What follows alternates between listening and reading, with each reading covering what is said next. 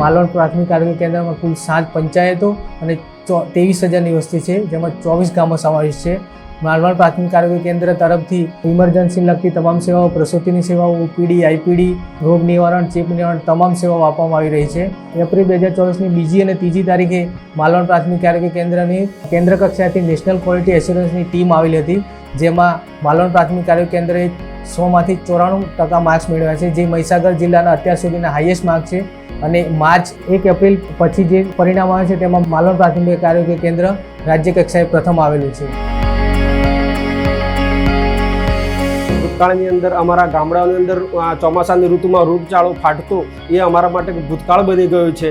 અત્યારે હાલની અંદર ચોમાસાની ઋતુની અંદર તેઓ દરેક ડોર ફરી અને એમની ટીમ સંપૂર્ણપણે લઈ અને કૂવાની અંદર પાણી અંદર દવાનો છંટકાવ કરવો, ગામડામાં પાવડરનો છંટકાવ કરવો, મેલેરિયાના જેવા મોટા મોટા જે ભયંકર રોગચાળા ફાટતા હતા તેને સંપૂર્ણ નાબૂદ કર્યું છે।